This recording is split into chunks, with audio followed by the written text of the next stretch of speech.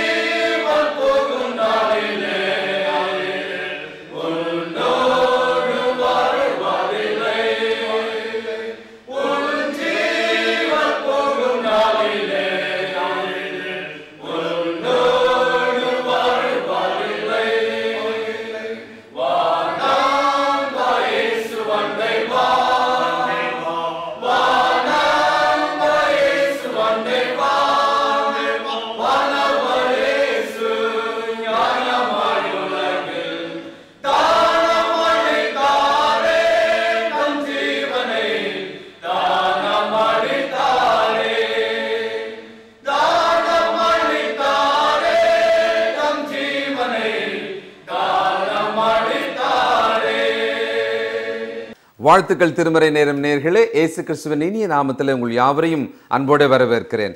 Arc of the covenant, உடன்படிக்கை பெட்டி என்கிற இந்த தொடர் தொடங்கின உடனேயே அநேகருக்குள்ள ஒரு பெரிய உற்சாகத்தை ஏற்படுத்தியிருக்கு.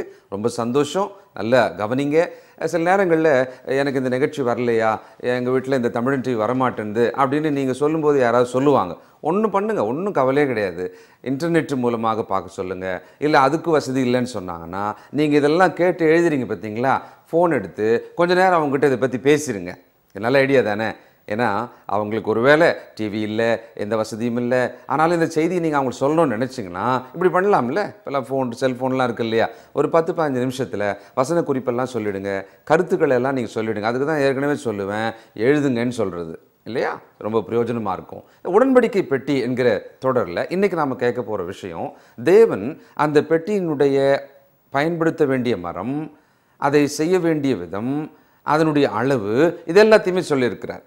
இது தேவன் மனுஷனுக்கு ஒன்று செய்ய சொன்னார்னா அவர் அதுக்கான சரியான குறிப்புகளை, அளவுகளை எல்லாத்தையுமே சொல்லக்கூடியவர் தான். இது இப்போ இல்லை, ரொம்ப காலமாகவே நம்ம பார்த்துட்டு தான் இருக்கிறோம். சின்ன பசங்க சண்டே கிளாஸில் இந்த நோவாவினுடைய பேழை இருக்கு இல்லையா, அதை பற்றி கேட்டிருப்பாங்க இல்லையா. அதில் அந்த பேழையை கட்டும்போது கூட அது என்ன மரம், எந்த அளவில், எப்படிப்பட்ட அடுக்கில், எங்கே ஜன்னல், எங்கே கதவு, எல்லாத்தையுமே தேவன் சொன்னார். பார்த்தீங்களா, தேவன் மனுஷனுக்கு ஒரு விஷயத்தை செய்ப்பான்னு சொல்லும்போது நீ செஞ்சு முடிப்பா, நான் அப்புறமா தப்பெல்லாம் கண்டுபிடிச்சிக்கிறேன்லாம் சொல்லவே மாட்டார். இன்றைக்கு நான் ஒரு கிறிஸ்தவ வாழ்க்கை வாழணும்னா இப்படி தான் வாழணும், தொழுது கொள்ளணும், இப்படி தான்ப்பா தொழுது கொள்ளணும், தொழுகையில் என்னெல்லாம் செய்யணும், இப்படி தான் செய்யணும், எல்லாம் சொல்லியிருக்கிறாரு. நம்மெல்லாம் அதை கவனிக்காமல் ஒரு மனிதன் தன் கையில் வேதத்தை எடுத்துக்கொண்டு அவர் சொன்னால் அது சரியாக தான் இருக்குன்ற மாதிரி நாமும் பின்பற்றி போயிட்டே இருக்கிறோம். அதனால தான் பாருங்கள், ஒரே வேதம், ஒரே கிறிஸ்து, ஆனால் எத்தனை பிரிவுகளாக இருக்கிறோம் இல்லையா. தேவன் சொன்னபடியாக செய்வதற்கு எங்கே அந்த கீழ்ப்படிதல் சரியாக இருக்கோ அங்கே தேவனுடைய ரட்சிப்பும் தேவனுடைய ஆசீர்வாதமும் இருக்கும். இந்த உடன்படிக்கை பெட்டி, அதனுடைய அந்த டிஸ்கிரிப்ஷன், அதனுடைய விலவாரியான விஷயங்கள், அது செய்யப்பட்ட காரியங்கள், அதெல்லாம் இன்றைக்கி நம்ம கேட்க போகிறோம். இன்றைக்கி நாமோ கிறிஸ்துவுக்குள்ள, கிறிஸ்து நமக்கு சொல்லுகிற மாதிரியின்படி வாழ்வதற்கு இது ஒரு முன்னோடியாக நாமோ கேட்டு இதை புரிந்து கொள்ளலாம். சரிங்களா? செய்திக்கு போவோமா? இந்த நாளில் நம்முடைய செய்தியாளர், தேசிய வேதாகம கல்லூரியினுடைய கல்வித்துறை தலைவர் டாக்டர் பீட்டர் சாலமன் ஐயா அவர்கள். வணக்கம் திருமறை நேர நேயர்களே. அற்புதமான புதிய நாள் காலையில் என்னுடைய நெஞ்சார்ந்த வாழ்த்துதலை உங்களுக்கு நான் தெரிவித்து, நீங்கள் உங்கள் ஆத்மா வாழ்வது போல வாழும்படியாக, சுகமாக இருக்கும்படியாக உங்களுக்காக நான் ஜெபிக்கிறேன். நம்முடைய நிகழ்ச்சி காலை தோறும் 5:30 மணிக்கு வந்து விடுகிறது. ஆகவே எங்கும் உள்ள மக்கள் இதை பார்த்து விடியற் காலையில் பரிசுத்த வேத வசனங்களை வாசிக்கவும், ஆத்துமாவிலே சீர் பொருந்தவும் ஞானத்தால் நிறையவும் தேவனுக்கு பிரியமாக இருக்கவும் வேண்டும் என்று நான் உங்களை அழைக்கிறேன். இந்த நிகழ்ச்சியை காண்கிற மக்கள் தேவனுடைய வசனங்களிலே நிலைத்திருக்கிறார்கள். இந்த சபைக்கு வாருங்கள், அந்த சபைக்கு போங்கள் என்று நான் சொல்வது கிடையாது. ஆனால் புதிய ஏற்பாடு என்ன போதிக்கிறது, நாம் எவ்விதமாக ரட்சிக்கப்பட முடியும், சபை என்பது என்ன, தொழுகை என்பது என்ன, தேவனுக்கு பிரியமாக இருப்பது எப்படி, இதைத்தான் நான் உங்களுக்கு போதித்துக் கொண்டிருக்கிறேன். இந்த நாட்களில் ஒரு அற்புதமான தொடர், ஆர்க் ஆஃப் த கவனன்ட், உடன்படிக்கையின் பெட்டி என்ற ஒரு தகவலை நாம் படிக்கிறோம். எபிரேய ஆசிரியர் 9ஆம் அதிகாரத்தில் அந்த பெட்டி எப்படி இருந்தது, அதற்குள் என்ன இருந்தது, முதல்ல நம்ம அதை தெரிஞ்சுக்கணும். பக்கம் 305 புதிய ஏற்பாடு 9வது அதிகாரம் 4-5 வசனங்கள். அதிலே பொன்னால் செய்த தூப கலசமும் முழுவதும் பொத்தகடு பொதித்திருக்கப்பட்ட உடன்படிக்கை பெட்டியும் இருந்தன. அந்த பெட்டியிலே மன்னா வைக்கப்பட்ட பொற்பாத்திரமும் ஆரோனுடைய துளிர்த்த கோலும் உடன்படிக்கை பெட்டியின் கற்பலகைகளும் இருந்தன.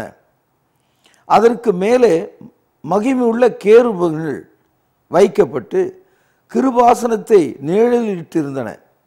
இவைகளை குறித்து விவரமாய் பேச இப்பொழுது சமயம் இல்லை. அதாவது மோசே மலையிலே பார்த்த அந்த மாதிரியின்படியே கூடாரத்தை அவன் போட்டான். அந்த கூடாரத்தினுடைய மகா பரிசு ஸ்தலத்தில் இந்த உடன்படிக்கை பெட்டி இருந்தது. இந்த உடன்படிக்கை பெட்டிக்குள்ளே 3 பொருள்கள் இருந்தது. மன்னா வைக்கப்பட்ட ஒரு பாத்திரம், மோசேனுடைய சகோதரனாகிய ஆரோனுடைய கோல் வைக்கப்பட்டிருந்தது. மூன்றாவதாக மோசே மலையிலிருந்து இறங்கி வரும்போது 2 கற்பலைகளை கொண்டு வந்தான் இல்லையா, அதில் 10 கட்டளைகள் எழுதப்பட்டிருந்தது இல்லையா, அந்த கட்டளைகள் எழுதப்பட்ட கற்பலைகள் அதற்குள் வைக்கப்பட்டிருந்தது. இந்த 3 பொருட்களும் அதற்குள்ளே இருந்தது. பெட்டிக்கு மேலே கேருபீன்கள் வைக்கப்பட்டிருந்ததாம். அந்த கேருபீன்கள் எப்படி இருக்கும் என்று நமக்கு தெரியல. அது ஒரு தேவ தூதனாக இருக்கலாம் என்று சிலர் சொல்கிறார்கள். தேவ தூதனை மனிதர்கள் செய்ய முடியாது. ஆகவே அது ஒரு உருவத்தை காண்பிக்கிறது. ஆனால் அந்த உருவம் எது என்று நமக்கு தெரியவில்லை. அதை கேருபீன்கள், செருஃபிம் என்று அழைக்கிறோம். இந்த கேருபீன்களை குறித்த ஒரு தகவல் ஆதியாகமம் 3ஆம் அதிகாரத்தில் நாம் படிக்கிறோம். ஆதியாகமம் 3ஆம் அதிகாரம் 24வது வசனம். அவர் மனுஷனை துரத்திவிட்டு ஜீவ விருட்சத்துக்கு போகும் வழியை காவல் செய்ய ஏதேன் தோட்டத்திற்கு கிழக்கே, கவனிங்கள், கேருபீன்களையும் வீசிக்கொண்டிருக்கிற சுடரொளி பட்டயத்தையும் வைத்தார். இந்த இடத்துல கேருபீன்கள் என்பது என்ன என்று நமக்கு தெரியல. ஒரு வல்லமையான ஒரு விஷயமாக இருக்கிறது. பரலோகத்தில் உள்ள சாயலுக்கு ஒப்பாகவும் நிழலாகவும் அது செய்யப்பட்டிருக்கிறது. ஆக வல்லமை மிக்க கேருபீன்கள் அந்த பெட்டியின் மேலே இருந்ததாம். அந்த பெட்டிக்கு மேலே தான் தேவனுடைய சமூகம் வாசமாக இருந்ததாம். பிரியமானவர்களே, இதை குறித்து பேசும்போது எபிரேயர் 9ஆம் அதிகாரம் 5வது வசனத்தில் அதற்கு மேலே மகிமையுள்ள கேருபீன்கள் வைக்கப்பட்டு கிருபாசனத்தை நிழலிட்டிருந்தன. இவைகளை குறித்து விவரமாக பேச இப்பொழுது சமயம் இல்லை. மகிமையான கேருபீன்கள் என்று பேசப்பட்டிருக்கிறது. ஆகவே அந்த வல்லமை குறித்து வாயாலே, நம்முடைய நினைவுகளாலே, யோசனைகளாலே, அறிவினாலே விவரிக்க நம்மால் முடியாது. It was a miracles one, powerful one, glorious one. ஆக இந்த உடன்படிக்கை பெட்டி தேவன் வாசம் செய்யும் அவருடைய சமூகமாக இஸ்ரவேலர்கள் மத்தியிலே அது வைக்கப்பட்டிருந்தது. யாத்திரையாகமும் 25வது அதிகாரம் 10வது வசனம். சித்தீம் மரத்தினால் ஒரு பெட்டியை பண்ண கடவர்கள், அதன் நீளம் 2.5 முழம், அதன் அகலம் 1.5 முழம், அதன் உயரமும் 1.5 முழமாயிருப்பதாக. அதை எங்கும் பசும்பொன் தகட்டினால் மூடுவாயாக. நீ அதன் உட்புறத்தையும் வெளிப்புறத்தையும் அதனால் மூடி அதன் மேல் சுற்றிலும் பொன்னினால் திறனையும் உண்டாக்கி அதற்கு 4 பொன் வளையங்களை வார்ப்பித்து அவைகளை அதன் 4 முனைகளிலும் போட்டு ஒரு பக்கத்திலே 2 வளையங்களும் மறுபக்கத்திலே 2 வளையங்களும் இருக்கும்படி வைத்து சித்திம் மரத்தால் தண்டுகளை செய்து அவைகளை பொன் தகட்டால் மூடி அந்த தண்டுகளால் பெட்டியை சுமக்கும்படி அவைகளை பெட்டியின் பாகங்களுக்கும் வளையங்களில் பாய்ச்ச கடவர்கள். அந்த தண்டுகள் பெட்டியிலிருந்து கழட்டப்படாமல் அதன் வளையங்களிலேயே இருக்க வேண்டும். நான் உனக்கு கொடுக்கும் சாட்சியின் பிரமாணத்தை அந்த பெட்டியிலே வைப்பாயாக. இது ஒரு அற்புதமான வசன பகுதி. இன்றைக்கு நம்முடைய நாட்டில் நீங்கள் பார்த்தீங்கன்னா இந்து மக்கள் அவர்களுடைய சாமி என்று சொல்லக்கூடிய தெய்வங்களை ஒரு பெட்டியிலே வைத்து சுமந்து செல்வதை பார்க்கிறோம். அப்படி அவர்கள் சுமந்து செல்லும்போது அதற்கு 2 பக்கங்களிலும் உலக்கை போன்ற மரத்துண்டுகளை பாய்ச்சி அதை 4 பேர் தூக்கி செல்வதை பார்க்கிறோம். இந்த விஷயங்கள் எல்லாம் காலகாலமாக உலகம் முழுவதும் பரவி வந்ததற்கு ஒரு காரணம் இருக்கிறது. காரணம் இஸ்ரவேலர்கள் மத்தியில் தேவன் கொடுத்த அந்த உடன்படிக்கை பெட்டியினுடைய ஒரு தாக்கம்தான் பிற மதங்களிலே பிற்காலங்களிலே விக்கிரக வழிபாடுகளுக்கு அது ஒரு அடையாளமாக மாறிவிட்டது. நண்பர்களே, இந்த உடன்படிக்கை பெட்டியை எப்படி செய்ய வேண்டும், எந்த மரத்தால் செய்ய வேண்டும், எப்படி செய்ய வேண்டும் என்று சொல்லும்போது அதை மூட வேண்டிய விஷயத்தில் பொன் தகடுகளால் அதை மூட வேண்டும் என்று சொல்லுகிறார். இதெல்லாம் மிக ஆச்சரியமான ஒரு விஷயமாக இருக்கிறது. நாம் கேட்கலாம், இதெல்லாம் அவசியமா? பழைய ஏற்பாட்டு காலத்தில் பரலோகத்தில் உள்ள சாயலாக இருக்கிற நிழலாக இருக்கிற இந்த உடன்படிக்கை பெட்டியை இஸ்ரவேலர்களுக்கு தேவன் கொடுத்ததன் மூலம் தமது குமாரனாக இருக்கிற இயேசுவின் வருகையை, அதாவது முதல் முறையாக அவர் வரப்போறத அடையாளப்படுத்துகிறார். It shows the futuring of Christ coming in. பழைய ஏற்பாட்டு கால விசுவாசிகளுக்கு வரப்போகிற மெய்யான கூடாரமாகிய இயேசு கிறிஸ்துனுடைய வருகையை, மெய்யான கிருபாசனமாகிய இயேசு கிறிஸ்துனுடைய வருகையை, மெய்யான பரிசுத்த ஸ்தலமாகிய தேவ சமூக வாசமாக இருக்கிற இயேசுவின் வருகையை இந்த உடன்படிக்கை பெட்டி நமக்கு காண்பிக்கிறது. இந்த உடன்படிக்கை பெட்டிக்குள்ளே நாம் பார்க்கிற ஒரு சில விஷயங்கள் ஆச்சரியத்தை நமக்கு கொடுக்கிறது. பாருங்கள், அதனுடைய நீளம் 2.5 முழம், அகலம் 1.5 முழம், உயரம் 1.5 முழம். இந்த அளவு ஏன் இப்படி கொடுக்கப்பட்டது? ஏன் இதை விட பெருசாக செய்யக்கூடாதா? ஏன் இதை விட சின்னதாக செய்யக்கூடாதா? நம்ம பல கேள்விகளை கேட்கலாம். ஆனால் ஒன்று நான் உங்களுக்கு சொல்ல வந்தேன். மோசேயின் இடத்துல மலையிலே காண்பித்த மாதிரியின்படியே நீ அதை செய்ய வேண்டும் என்று சொன்னார்.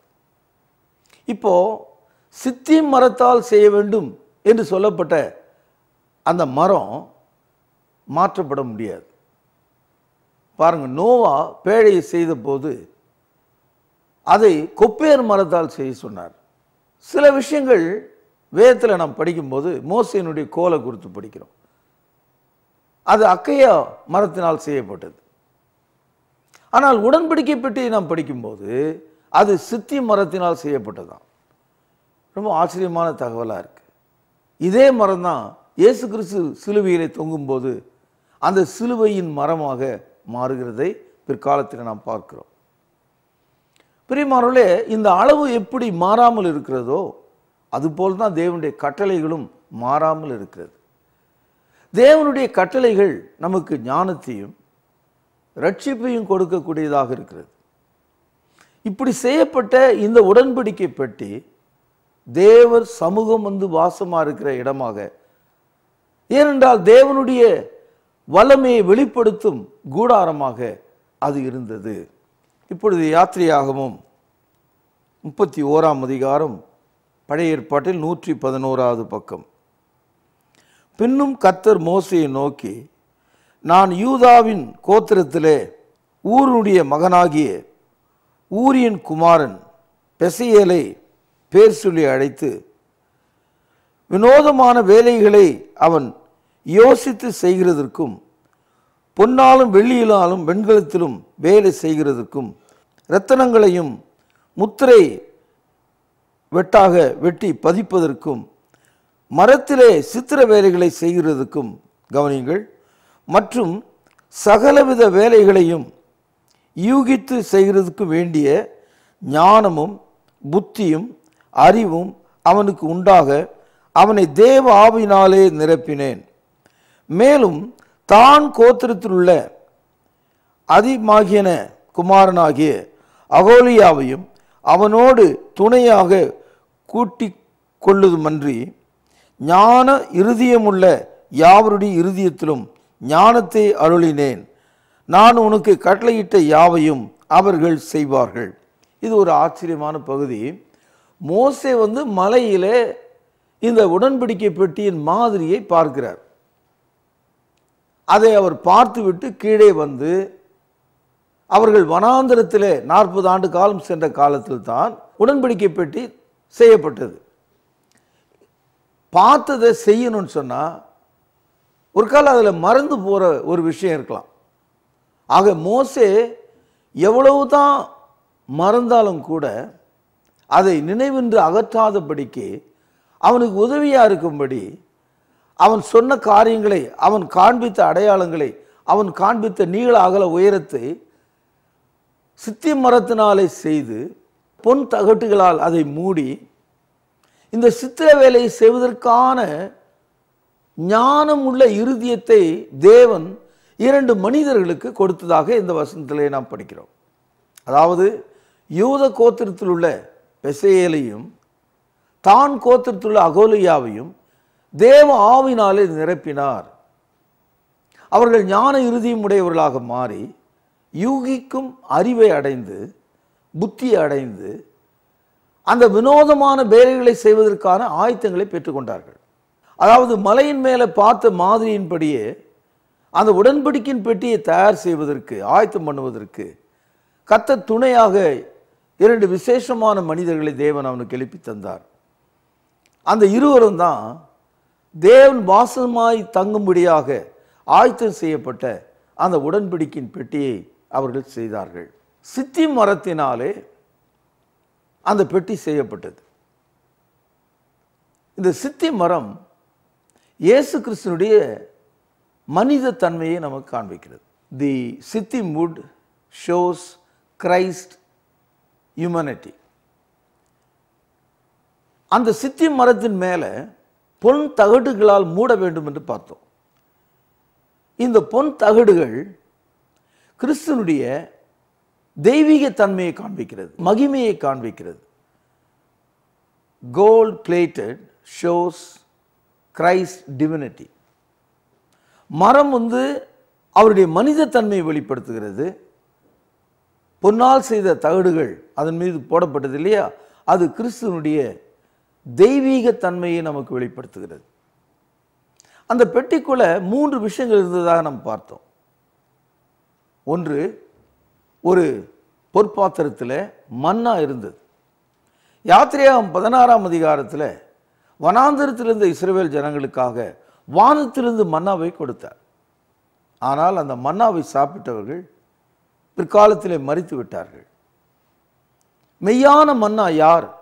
யோவான் எழுதிய சுவிசேஷம் 6வது அதிகாரம் 48வது வசனம் முதல் புதிய ஏற்பாட்டில் 134வது பக்கம். ஜீவ அப்பம் நானே. உங்கள் பிதாக்கள் வனாந்தரத்திலே மன்னாவை புசித்திருந்தும் மரித்தார்கள். இதிலே புசிக்கிறவன் மறியாமலும் இருக்கும்படி வானத்திலிருந்து இறங்கின அப்பம் இதுவே என்றார். நானே வானத்திலிருந்து இறங்கின ஜீவ அப்பம். இந்த அப்பத்தை புசிக்கிறவன் என்றென்றைக்கும் பிழைப்பான். நான் கொடுக்கும் அப்பம் உலகத்தில் ஜீவனுக்காக நான் கொடுக்கும் என் மாம்சமே என்றார். ஆக அந்த உடன்படிக்கை பெட்டியில் இருந்த மன்னா கிறிஸ்துவை நமக்கு காண்பிக்கிறது. என்றென்றைக்கு நாம் ஜீவனுள்ளவர்களாக இருக்கும்படி ஜீவ அப்பமாக கிறிஸ்து இருக்கிறார் என்றும் அவருடைய மாம்சம் நமக்கு அப்பமாக இருக்கிறது என்பதையும் காண்பிக்கிறது. அதாவது இங்கே ஆரோனின் கோல் என்று நாம் படிக்கிறோம். கோல்னா கையில் பிடித்து கொண்டிருக்க ஒரு சிறு தடி, ஒரு 3 அடியோ 4 அடியோ ஒரு 5 அடியோ இருக்கலாம். ஒரு தடி அல்லது மரத்துண்டு மரத்திலிருந்து வெட்டப்பட்டு அதனுடைய தோல் உரிக்கப்பட்டு ஒரு செத்த ஒரு மரத்து பாகம், அது முளைக்கிறதுக்கு வாய்ப்பே கிடையாது. ஆனால் ஆரோனுடைய கோல் துளித்த கோல் என்று நாம் பார்க்கிறோம். அந்த கோல் வாதுமை மரத்தினால் செய்யப்பட்டதாக இருந்ததாம். அந்த கோல் கர்த்தருக்கு முன்பாக வைக்கப்பட்ட போது அந்த கோல் துளித்து இலைகள் விட்டு பூக்கள் வந்து கனிகள் வர ஆரம்பித்து விட்டதாம். இது ஒரு ஆச்சரியமான ஒரு கோல். அதை குறித்து எண்ணாகமும் 17ஆம் அதிகாரத்தில் பார்க்கிறோம்.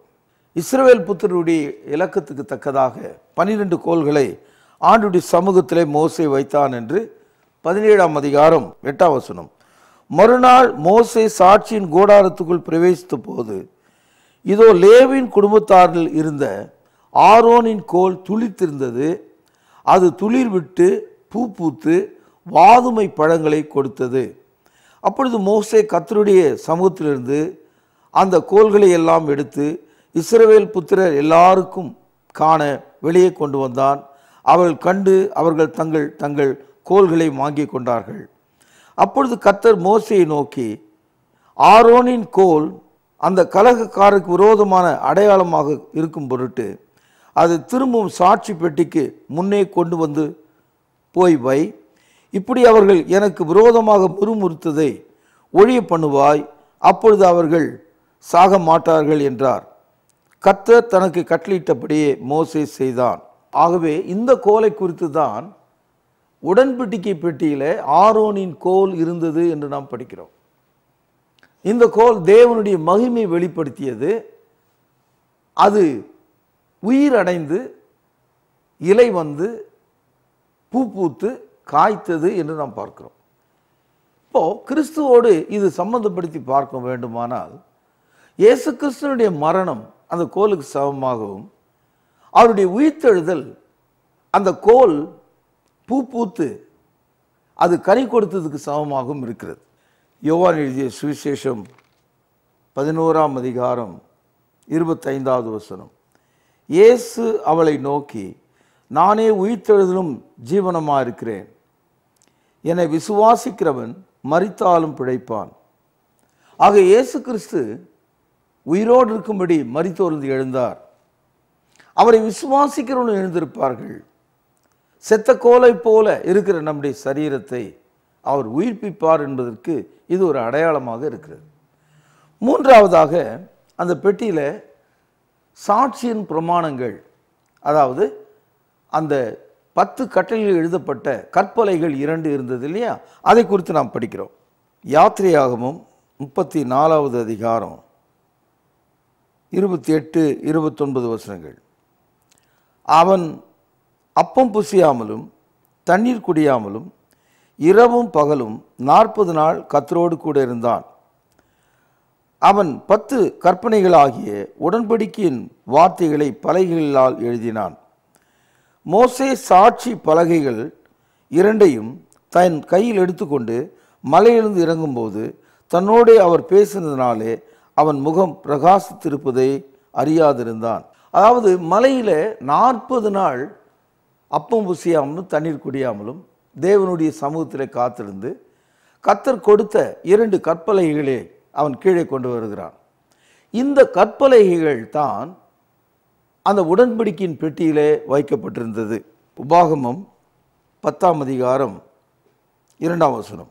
நீ உடைத்து போட்ட முந்தின பலகைகளில் இருந்த வார்த்தைகளை நான் அந்த பலகைகளை எழுதுவேன், நீ அவைகளை பெட்டியிலே வைப்பாயாக என்றார். அப்படியே தான் சித்தி மரத்தினால் ஒரு பெட்டியை செய்து முந்தினதை கொத்த 2 கற்பலகைகளை வெட்டி அவைகளை தன் கையில் எடுத்துக்கொண்டு மலையிலே ஏறினேன். முன்னே சபை கூடி வந்த நாளில் கர்த்தருடைய மலையில் அக்னி நடுவில் இருந்து உங்களுக்கு விளம்பின 10 கற்பனைகளையும் அவர் முன் எழுதியிருந்த பிரகாரம் அந்த பலகைகள் எழுதி அவைகளை என்னிடத்தில் தந்தார். அப்பொழுது நான் திரும்பி மலையிலிருந்து இறங்கி அந்த கற்பலைகள் நான் செய்த பெட்டியிலே வைத்தேன். கர்த்தர் எனக்கு கட்டளையிட்டபடியே அவைகள் அதில் வைத்திருக்கிறது. அந்த உடன்படிக்கை பெட்டியில் 3 பொருட்களை நாம் பார்க்கிறோம். ஒன்று மன்னா வைக்கப்பட்ட பொற்பாத்திரம், 2 ஆரோனுடைய துளித்த கோல், 3 சாட்சியின் பலகைகளாகிய அந்த 10 கட்டளை எழுதப்பட்ட 2 பலகைகள். இந்த 3ம் கிறிஸ்துவை நமக்கு ஞாபகப்படுத்துகிறது. கிறிஸ்து நம்முடைய மெய்யான ஜீவ அப்பமாக இருக்கிறார். அது மன்னாவை காண்பிக்கிறது. அந்த மன்னாவை சாப்பிட்டவர்கள் மரித்தார்கள். கிறிஸ்துவாகிய மெய்யான மன்னாவை அப்பத்தை சாப்பிடுகிறவர்கள் பிழைத்துக் கொள்கிறார்கள். இரண்டாவதாக ஆரோனுடைய துளித்த கோல் கிறிஸ்துவனுடைய உயிர்த்தெழுதலையும் நமக்கு அவர் வாக்களித்திருக்கிற உயிர்த்தெழுதலையும் குறித்து நமக்கு போதிக்கிறது. மூன்றாவது அந்த கற்பலைகள் கிறிஸ்துவனுடைய வார்த்தைகளை, உயிர்ப்பிக்கும் வார்த்தைகளை, கிறிஸ்துவனுடைய கட்டளைகளை, அவருடைய பிரமாணமாகிய புதிய ஏற்பாட்டை நமக்கு காண்பிக்கிறது. பிரியமானவர்களே, இந்த உடன்படிக்கை என்ற இந்த விஷயத்துக்குள்ள தேவன் இந்த ஆயத்தங்களை எல்லாம் வரப்போகிற கிறிஸ்து நிமித்தமாக இஸ்ரவேலர்கள் மூலமாய் உலகத்துக்கு அறிவித்தார். அதனால தான் நம்ம இன்னைக்கும் பழைய ஏற்பாட்டை கையில் வைத்து இந்த வரலாற்றை படித்து இதில் நிறைவேற்றப்பட்டவராக இருக்கிற இயேசுவை புதிய ஏற்பாட்டில் நாம் படிக்கிறோம். நாளை இதனுடைய தொடர்ச்சி நாம் படிக்கலாம். பிரார்த்தனை செய்வோம். மகா பரிசுத்த நிறைந்த எங்கள் அன்பான தகப்பனே, உடன்படிக்கை பெட்டியில் வைக்கப்பட்டிருந்த ஆண்டவரே மன்னாவையும் துளிர் விட்டு வாதுமைகளை கொடுத்த கோலையும் சாட்சியின் பலகைகளாகிய 10 கட்டளைகளையும் குறித்து நாங்கள் படித்தோம். இவைகள் இயேசுவை எங்களுக்கு காண்பிக்கிறது என்பதை நாங்கள் புரிந்து கொண்டோம். உமது வார்த்தையின்படி நடக்க எங்களை ஏவி அருளும். ஆண்டவர் இயேசுவின் நிமித்தமே ஜெபத்தை கேட்டருளும். ஜீவனுள்ள எங்கள் நல்ல பிதாவே, ஆமேன். இயேசு கிறிஸ்துவின் இனிய நாமத்திலே திருமறை நேர நேயர்களுக்கு காலை வாழ்த்துக்கள். தூய தமிழிலே தெளிவான கல்லூரியில் சென்று படிக்க வேண்டிய பாடங்களை வீட்டிலே உட்கார்ந்து உங்கள் வரவேற்பறையிலே நீங்கள் படித்திருக்கிறீர்கள். கிறிஸ்தவ விழிப்புணர்வு நிகழ்ச்சி, திருமறை நேர நிகழ்ச்சி, வான்வழி வேத வகுப்பு. ஆகவே இந்த நிகழ்ச்சியில் நீங்கள் உட்காரும் போதே பைபிள், நோட்டு புத்தகம், பேனா இப்படி ஆயத்தத்தோடு இருக்க வேண்டும். இந்த அரை மணி நேரம் உங்களுக்கு ஒரு வேத பாடம், உடன்படிக்கை பெட்டியை பற்றி படித்து கொண்டு வருகிறீர்கள். இன்று 2வது தினத்தில் அந்த பெட்டியை செய்ய சொன்னது யார், அவர் கொடுத்த அளவுகள் என்னென்ன, அதனுடைய மரம் எதினால் ஆனது, எதை கொண்டு மூட வேண்டும் என்ற விவரங்களை தெளிவாக படித்திருக்கிறீர்கள். நீங்கள் எந்த அளவுக்கு இதை கிரகித்து கொண்டிருக்கிறீர்கள் என்பதற்கு சோதனையாக இன்றைய செய்தியிலிருந்து உங்களுக்கு ஒரு பரிசு கேள்வி இதுதான். தேவனுடைய உடன்படிக்கை பெட்டி எந்த மரத்தினால், எப்படிப்பட்ட அளவினால் செய்யப்பட்டது? எழுதி கொண்டீர்களா? வசன குறிப்போடு சரியான அளவு, சரியான மரத்தை குறிப்பிட்டு எழுதுங்கள். தேவனுடைய உடன்படிக்கை பெட்டி எந்த மரத்தினால், என்னென்ன அளவினால் செய்யப்பட்டது? சரியான பதிலுக்கு நல்ல பரிசுகள் காத்திருக்கிறது. தயவு கூர்ந்து முழுமையான முகவரி, செல்போன் நம்பர் அல்லது தொலைபேசி எண் இருந்தால் அதில் குறிப்பிடுங்கள். பிரியமானவர்களே, நீங்கள் சென்னைக்கு வர நேர்ந்தால் புதிய ஏற்பாட்டு தொழுகை செய்ய ஆதி அப்போஸ்தலர்களும் கிறிஸ்தவர்களும் செய்த தொழுகையின் மாதிரியின்படி எங்களோடு தொழுது கொள்ள உங்களை அழைக்கிறோம். அது மட்டுமல்ல, இணையதளத்தில் www.tamizhantelevision.com இணையதளத்தில் யூடியூப்பில் நம்முடைய செய்திகள் ஒளிபரப்பாகிறது. பாருங்கள், பயன்பெறுங்கள். தேவ கிருபையும் சமாதானமும் இந்த நாள் முழுவதும் உங்கள் அனைவரோடும் கூட இருப்பதாக. தொடர்பு கொள்ள வேண்டிய முகவரி: திருமறை நேரம், 58 சர்ச் தெரு, குமரன் நகர், சென்னை 6,82,000. தொலைபேசி எண் 044255000882. செல்போன் 9385500882.